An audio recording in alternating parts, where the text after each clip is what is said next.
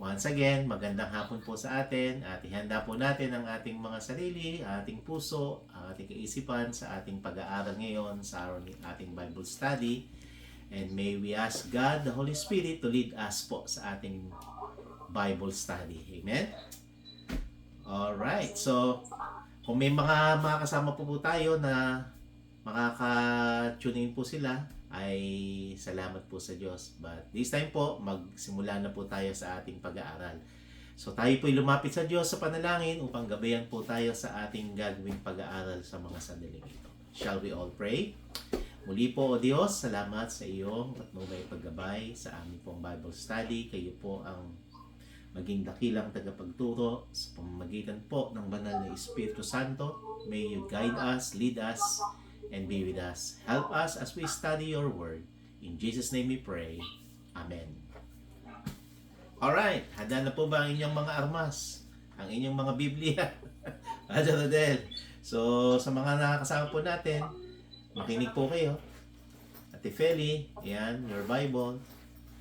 At sa English, yung kay Sir Cecil. So, ayan. Wala ba? Handaan mo na. Tingnan mo ako, ready na. Nakasalamin ako. Pag wala kang reading glass, nako, ang hirap pong magbasa. Ayan. 15th meeting na pala natin ngayon. Ngayon daw po ay ika-15 meeting na natin. 15th meeting. Ayan. 15th meeting na natin. Sabihin, Nakaka-15 na po tayo na almost 4 months na. pag-aaral.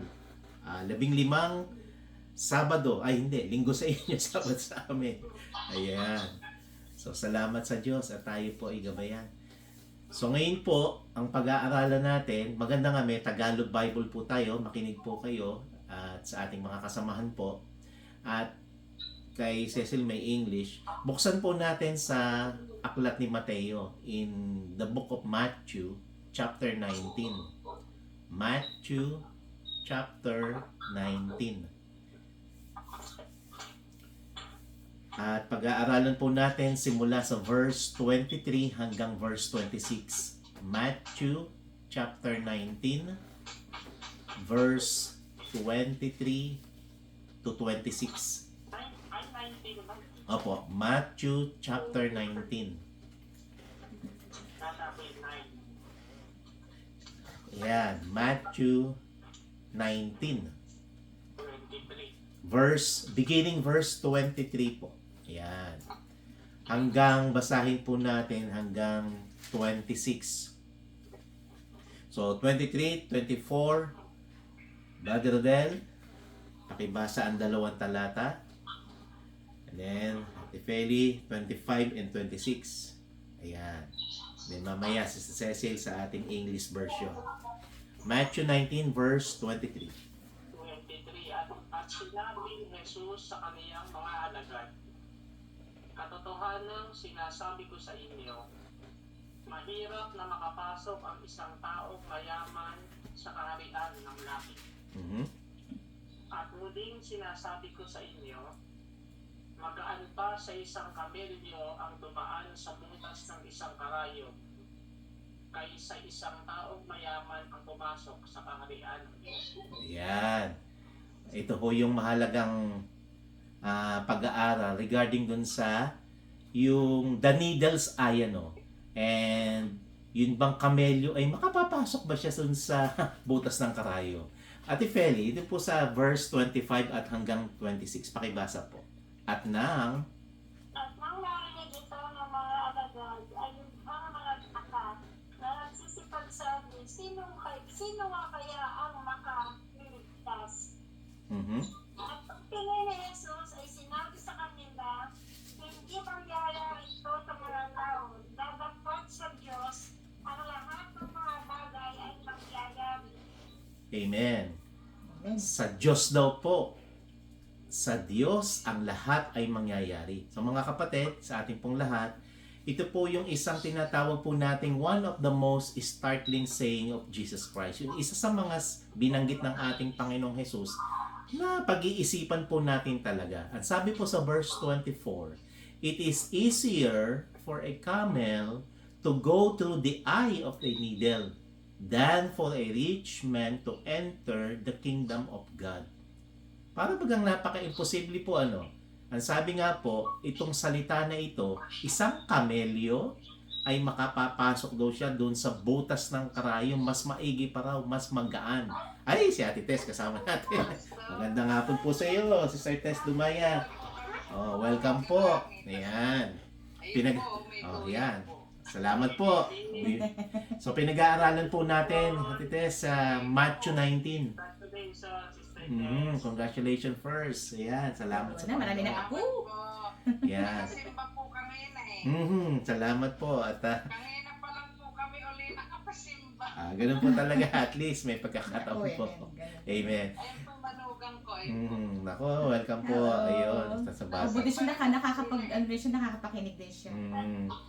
So, pinag-aaralan po natin dito ngayon, Sister Tess, yung Matthew chapter 19. So, pakinggan po ninyo. Binanggit ang Panginoon dun sa talata sa Matthew chapter 19. Sa verse 23, yung binasa kanina na yung salitang lumapit sa kanyang alagad at sinabi, mahirap na makapasok ang isang taong mayaman sa kaharian ng langit. So, pinag-aaralan po natin ngayon dito yung binanggit sa verse 24. Okay? Yung verse 24, Tagalog ulit, Brother Rodel, pakiulit. Please read, 24. At muling sinasabi ko sa inyo, magaan pa sa isang kamelyo ang dumaan sa butas ng isang karayo kaysa isang taong mayaman ang pumasok sa kaharian ng Diyos. Amen. Pakinggan po ninyo mas magaan pa raw po. Ibig sabihin ng mas magaan, it is easier. Ano itong kagaanan yun? Mas magaan pa, sabi sa verse 24, sa isang kamelyo, yung camel. Okay? Alam po natin kung ano yung kamelyo o camel, di ba? Yung likod niya, yung parang may yung ganun ano. May malaki ho ang camel. Mas malaki pa sa alagang aso ni Rodelio. Di ba? Pero ang sabi raw, mas magaan pa ang isang kamelyo ang dumaan sa butas ng isang karayom kaysa isang taong mayaman ang pumasok sa kaharian ng Diyos. So para bagang yung analogy dito, yung paliwanag ng Panginoon, napaka-imposible. Na pag-aaralan po natin ngayon yung salita ng ating Panginoong Hesukristo, they are not easy words. Okay? But ito po, they are meant for us na pag-iisipan po natin talaga. Ano ang ibig sabihin ng Diyos na mas magaan pa sa isang kamelyo na dumaan o makapasok dun sa butas ng karayom kaysa sa isang mayaman na ang sabi ay makapasok sa kaharian ng Diyos? Now, pag-aaralan po natin bakit binanggit ng Diyos yun. Pastor, imposible yun, di ba? Kamelyo, magaan pang makapasok. Anong ibig sabihin ng Diyos doon? Now, we will walk through po mga kapatid. Lahat po tayo nakikinig ngayon. Pag-aaralan po natin at iintindihin po natin ano ba yung ibig sabihin ng Diyos regarding this particular verse. So for us, not only to understand it, but to let it examine us. May message po kasi ang Diyos sa inyo at sa akin regarding this topic. Tingnan po ninyo, the shock of Jesus' words.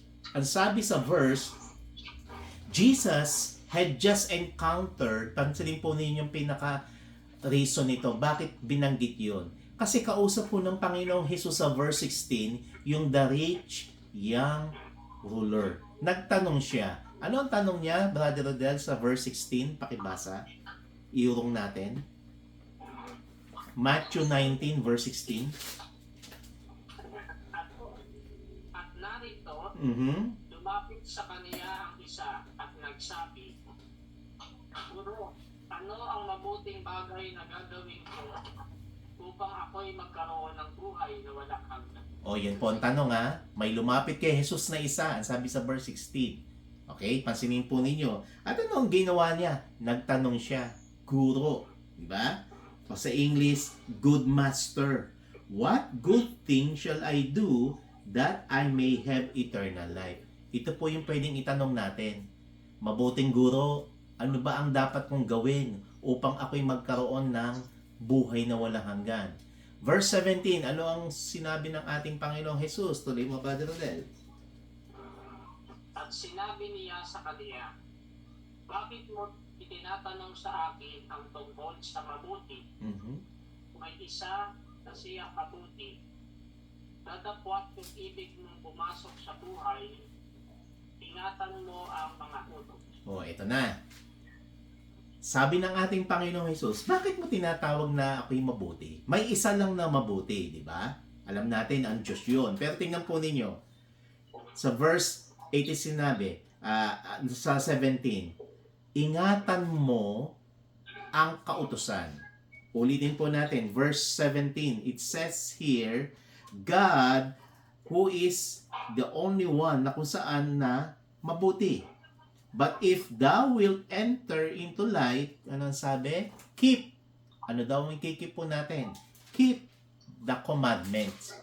Sa Tagalog, sa binasa ni Brother Rodel, ingatan mo ang mga utos. Now, pag-aaralan po natin, bakit sinabi ng Diyos na ingatan mo ang mga utos? With regards po dun sa salitang kaligtasan.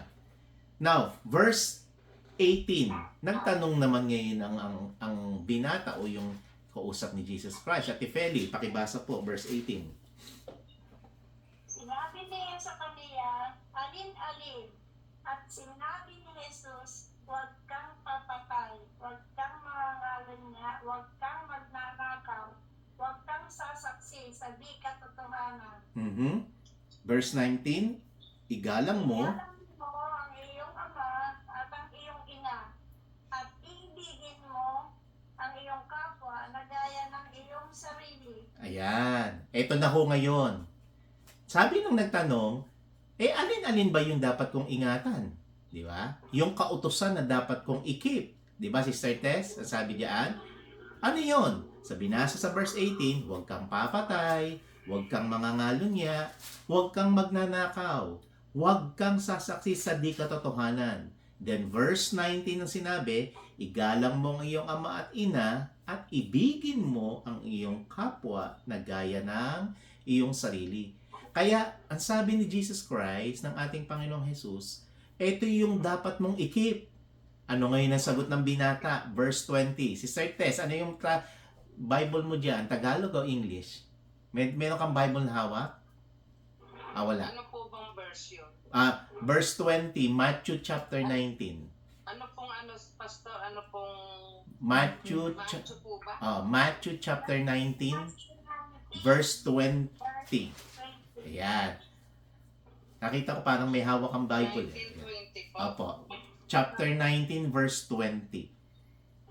Ito naman po yung part. Ayan. Binata, Mhm. ang lahat ng mga bagay na ito ay ginanap ko. Ayan. Ano pa ang kulang sa akin?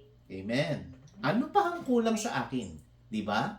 Panginoon, ginanap ko na lahat ng bagay na ito. Yung sinabi mo ano pa ba ang kulang sa akin? And then verse 21, pakituloy mo sa Tess, sumagot si Jesus.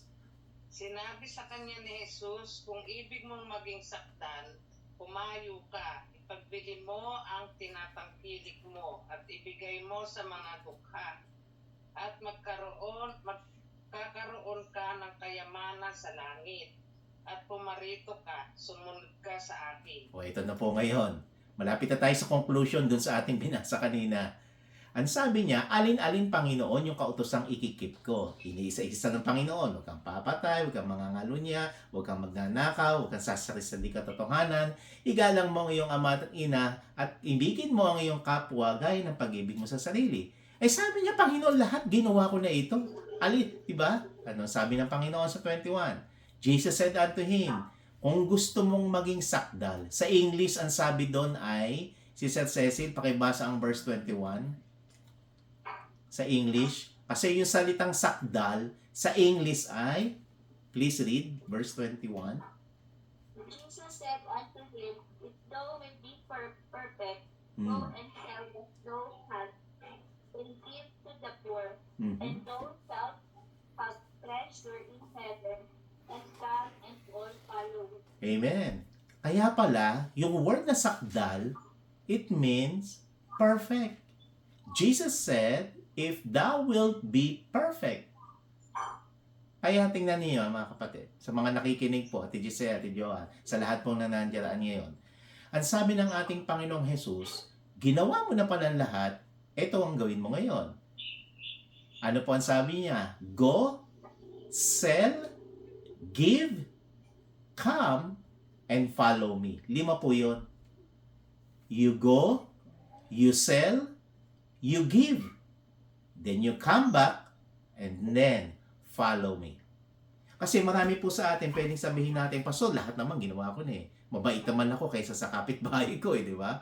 Ako naman ay matulungin, mapagbigay. Ako naman ay nagsisimba kada linggo. Ako naman ay nag-go-offering sa church. Pero po niya, sabi ng Panginoon, you go, you sell, you give, you come back, and then what? Follow me. Ano po ninyo, ano naging sagot ng binata? Brother Rodel, pakibasa. Verse 22. Verse 22, pakinggan po ninyo. Madapwat ng marinig ng binata ang ganitong pananalita, ay yumaon siyang namamanglaw, sapagkat siya ay isang may maraming pag-aari. Tingnan po ninyo. Ano ang sabi? Nang marinig ito ng binata, ano nangyari? Ay yumaon siya na namamanglaw. Ang lalim ng Brother Rodel. Namamanglaw. Sa English, ang ibig sabihin nun, he was sorrowful. Okay? Sorrow. Namamanglaw. Sa Tagalog, ano pa ba ulit ang ibig sabihin ng namamanglaw? Mag-isip po tayo. Sorrowful sa English, namamanglaw sa Tagalog, yung binata, Nalulungkot? nalulungkot. Ano pa ba? Nalulungkot, di ba? Bakit siya nalulungkot? Bakit siya namamanglaw? Bakit siya sorrowful? Kasi sabi Brother Rodel sa huling talata, ano daw? For he was? Sapagkat siya ay isang may maraming pag-aari. Yan. Sapagkat siya ay isang may maraming pag-aari. Mga kapatid, mga minamahal, sa ating pong pag-aaral na ito, the rich young ruler, he is a man who had everything. Siya po ay isang klase ng tao na meron siyang lahat at lahat. Well, morality, wealth, status, and religious devotion, wala ho siyang problema. Yet when asked, anong sabi ng Panginoong Hesus po? Surrender your possession and what? Follow me. Anong nangyari? He was sorrowful. Sabi nga po sa English, he walked away. Hindi po siya nagpatuloy. Kaya po sa pag-aaral natin, makikita po ninyo, pumasok ngayon tayo sa verse 23, di ba? Sa ating teksto. Kaya ho binanggit ng ating Panginoon, imagine, binanggit ng ating Panginoong Jesus sa verse 23, nagsimula tayo na napakahirap daw na sa isang mayamang maligtas at napakadali pa sa isang kamelyo na pumasok sa butas ng karayon. Doon ho ngayon, binigyan pansin ng Panginoong Jesus yung topic. Sapagkat, mapapasin po ninyo, sa verse 25, nagtanong na ang mga disciples. Pakibasa, Brother Rodel, verse 25. At nang marinig ito ng mga alagad, ay lubhang nangagtaka, na nagsisipagsabi, sino nga kaya ang makalimutan? Yan. Ngayon, dyan na ho tayo papasok sa kalagitnaan ng ating pag-aaral. Kung gayon, Panginoon, walang makakatupad pala nung lahat ng mga kautusan. I cannot keep the commandment, di ba? Wala naman ho talaga makakatupad ng buong kautusan di ba?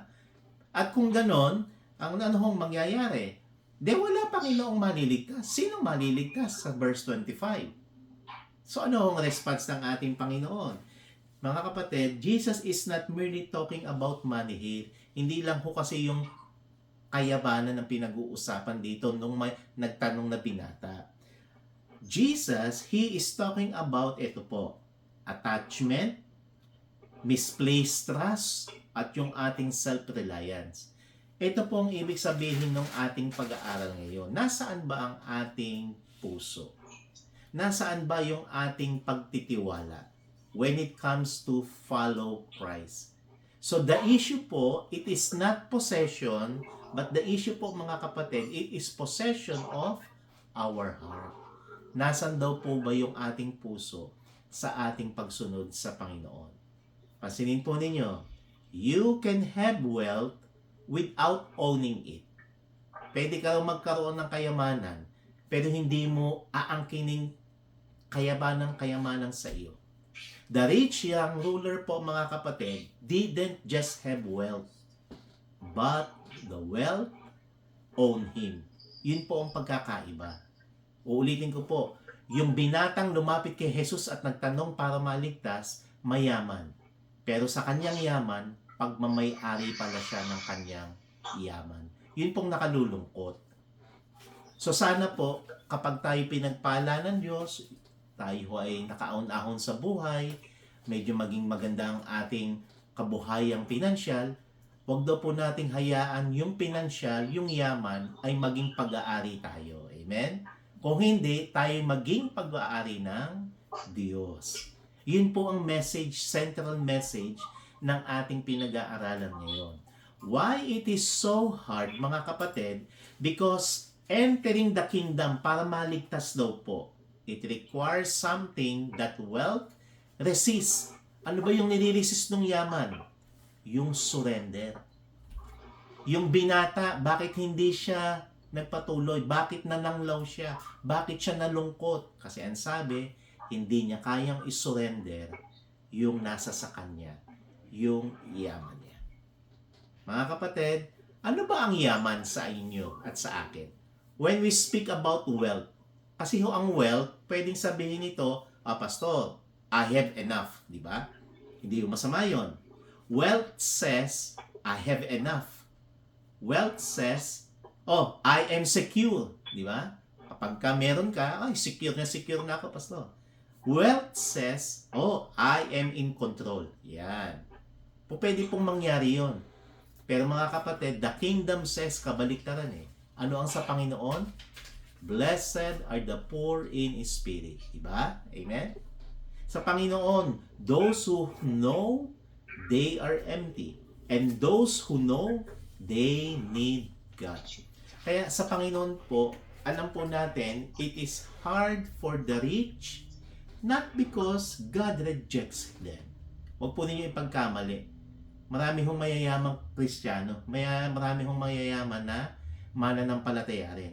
But uulitin ko po, it is hard for the rich man, not because God rejects them, but because they often struggle to recognize their need.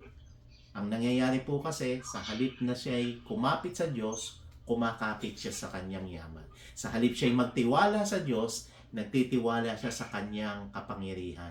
Sa halip na siya ay maging matapang na sumangguni sa panalangin sa Diyos, ang sinasangguni niya, mga kaibigan at kapitbahay lang niya. Ayaw niyang lumapit sa Diyos. Yun po ang problema.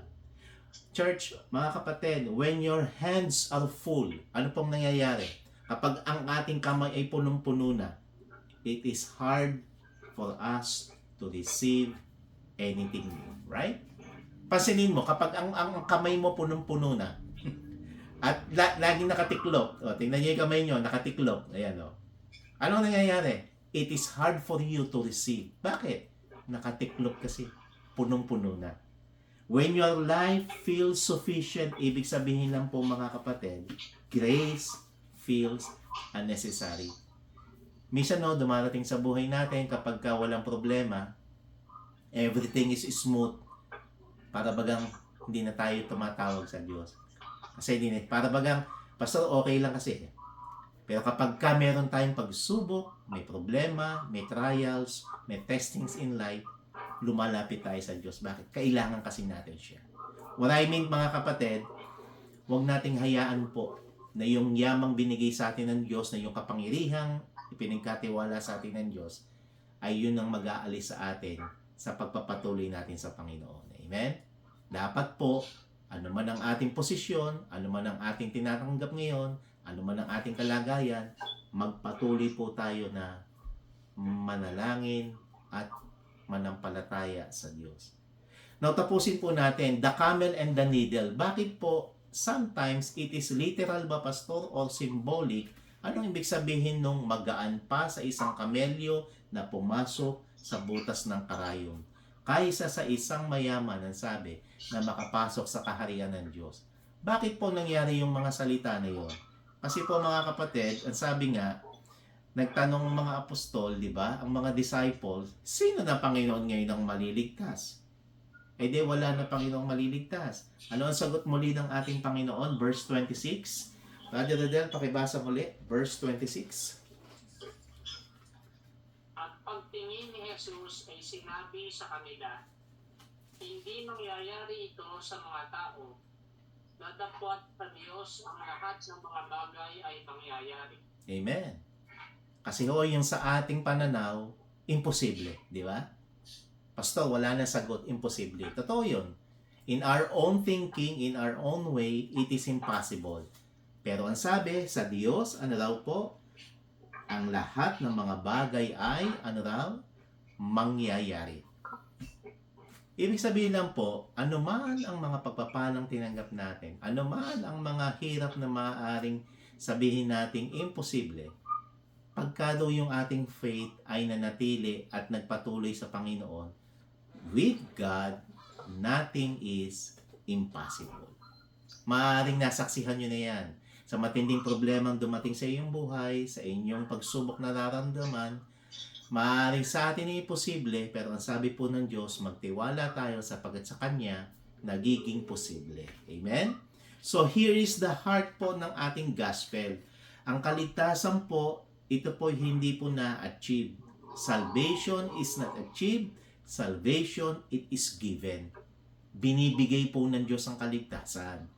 Handa ang Diyos na iparating sa atin ang daan ng kaligtasan. Pero tayong tao, ayaw natin. Tayo, umiiwas. Pero ang Diyos po, ibinibigay ito. No one can force themselves through the needle's eye. No amount of effort or discipline or goodness can make it happen. Hindi ho talaga mangyayari yun. But what is impossible for us? Anong sabi ng Diyos sa verse 26? Imposible sa tao, posible sa Diyos. Amen? Amen. Kaya pastor, sa napakatinding problema ko, wala nang makakatulong. I believe you, I understand you, kapatid. Yung pinakamabigat, pinakamalaki, at pinakamatinding pagsubok po na naranasan nyo na kapatid, alam mo yan kung ano yan. Pero alam po ninyo, ang sabi pa rin ng Diyos, ipagkatiwala mo sa Kanya, manalig ka, kapagkat yung imposible sa atin, nagiging posible sa Diyos. For our conclusion po, God does what we cannot. Yung hindi po natin kaya, magagawa pong gawin ng Diyos. Ano po ba pwedeng gawin ng Diyos? God, Jesus, can soften the hardened heart. Pwede daw po pala ang Diyos na palambutin ang puso ng tao na matigas. Amen? Sinabing, Pastor, hindi maliligtas yan. Bakit? Ang sama-sama niya. Ganun eh. Pero magugulat ka, uma-attenda, nag-church na. Amen? Bakit? Kasi ang Diyos ang nagbago sa kanya, hindi ang tao. Amen? Ano pang pwedeng gawin ng Diyos na sa palagay natin na hindi natin magagawa? God loosen our grip on what we cling to. Doon ba sa mga bagay na mahirap nating bitawan? Tinutulungan tayo ng Diyos na ito po ay ituwid sa atin. Ano pang pwedeng ibigay po ng Diyos sa atin? He gives us what? Grace to surrender. Diyos lang po ang po pwedeng magpabago sa inyo at sa akin. Mga kapatid, the camel does not shrink itself. God makes a way. Ang Diyos po ang gagawa ng daan sa inyo at daan sa akin sa mga pagsubok na ating nararanasang imposible. What does this mean for us today in our topic, mga kapatid, sa ating Bible study? Pastor, anong message ng Diyos sa ating pag-aaral na ito? Let's bring it home po, mga kapatid. This passage is not just about the rich young ruler. Pero ang ating pag-aaral po, ang sabi, it is about us. Kayo po at ako, may mensahe ang Diyos. Kumakatok po ang Diyos sa pintuan ng inyong puso at puso ko. Ano ang message mo, Lord, sa akin sa pag-aaral na ito? Ito, mga kapatid. What are you holding on to? Ano yung hindi mo mabitawan ang sabi? That makes surrender difficult. Ano po ba yon? Financial security? Is it control over your future? Is it pride in your achievement? It is something you fear losing if you follow God fully. Mawawala ito sa aking pastor. Mga kapatid, Jesus is not just asking for our behavior. He is asking for our trust. Magtiwala daw po tayo. He is not trying to take from you na may kukunin siya sa iyo. No. But Jesus is trying to free you and me. Sapagkat anything you cannot let go, ang sabi nga, has already become too important for us. So here, the message po mga kapatid is not condemnation. Hindi ho tayo kinukondemn ng Diyos, but the message is, it is invitation. Ini-invite po tayo ngayon ng ating Panginoon. Verse 21. Ate Feli, pakibasa po. Verse 21. Ano yung invite sa atin ng Panginoon? Matthew 19:21.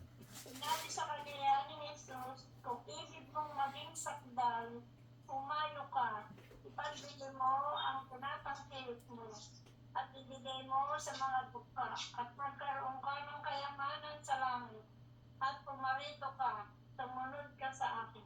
Amen. Mahirap po yun. Pastor, bebenta ko lahat tapos pamimigay ko. Ano ang significance nun? Ang sabi po mga kapatid, Jesus looks at you the same way kung paano siyang tiningnan niya ang rich young ruler. Ano ang sabi ng Panginoon sa verse na binasa ni Ate Feli? Sa huling talata, ano ang sabi? Come and what? Follow me. Yun po laging invitation ng Diyos eh. Halika, pumarito ka, at sumunod ka sa akin. Kapatid, it may cost you something, but what you gain is infinitely greater. Ano po yon? Your freedom, your peace, and eternal life. Hindi po may pagpapalit kahit sa kanino man. Mga minamahal, the camel and the needle remind us of a profound truth. Ano po yon? You cannot carry everything into the kingdom. Wala tayong madadala sa langit eh. Because what God offers is better than anything you look behind. Sabi ng Panginoon, come and follow me. Last verse na babasahin po natin, Brother Rodel, Luke chapter 9. Kabilang aklat lang po. Luke chapter 9. Dito po tayo magtatapos. Luke chapter 9, beginning verse 23. Yan, ito po yung conclusion natin sa pagsunod sa Panginoon. Luke 9:23 hanggang verse 26. Dire-diretso mo nang basahin, Brother Rodel. Luke 9:23 to 26. 23. At sinabi niya sa lahat, kung ang sino mang tao ay ibig sumunod sa akin, ay tumanggi sa kaniyang sarili, at pasanin araw-araw ang kaniyang krus, at sumunod sa akin. 24. Sapagkat ang sino mang mag-ibig iligtas sa kaniyang buhay, ay mawawalan nito. Datapwat sino mang mawalan ng kaniyang buhay dahil sa akin, ay maililigtas nito yaon. Amen. 25. Sapagkat ano ang pakikinabangin ng tao kung makampi niya ang buong sanlibutan at mawawala o mapapahamak ang kaniyang sarili. 26. Sapagkat ang sino mang magmakamiya sa akin at sa aking mga salita ay itanibiya siya ng anak ng tao. Pagparito niyang nasa kaniyang sariling kaluwalhatian at sa kaluwalhatian ng Ama at ng mga banal ng Panginoon. Amen. Alam po ninyo mga kapatid, ang message ng Diyos sa verse 26, sino mang magmakahiya sa akin at sa aking mga salita. Kaya po may Bible tayo eh. Ito po'y salita ng Diyos. Kapag ka daw po ikakahiya natin siya at yung kanyang salita, ang sabi, ay ikakahiya siya ng anak ng tao pagparito niyang kasama ng kanyang sariling kaluwalhatian. Ano po ibig sabihin po noon? Hindi po walang halaga, Hindi po walang kabuluhan yung ating ginagawang pag-aaral. Kaya, huwag po natin ikahiya ang salita ng Diyos or huwag po nating bigyan ng hindi importansya yung ating ginagawa sa ngayon sapagkat ang sabi ng Panginoon sa kanyang salita, those who will ashamed of me, ikakahiya rin naman siya ng anak ng tao sa kanyang pagparito. Nangangahulugan lamang po mga kapatid sa ating pagsunod, sa ating pagbibigay pansin sa anak ng Diyos, walang iba sa ating Panginoong Hesukristo, meron pong mahalagang message yun. Walang iba po o hindi.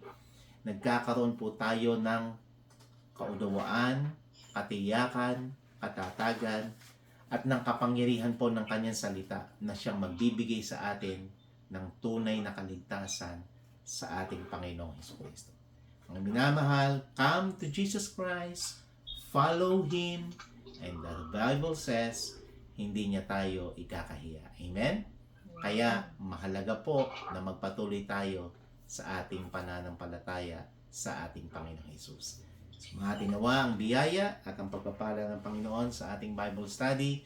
Magandang araw po sa inyo lahat. Naway tumatag tayo sa ating pananampalataya. Amen? God bless us all mga kapatid. Ayan. So muli po ay kinagagalak po nating makasama kayong lahat at sa ating Bible study. Nawa ay nagkaroon tayo ng kaalaman sa ating pag-aaral. God bless you po. At sa ating mga nakasama, pagpalain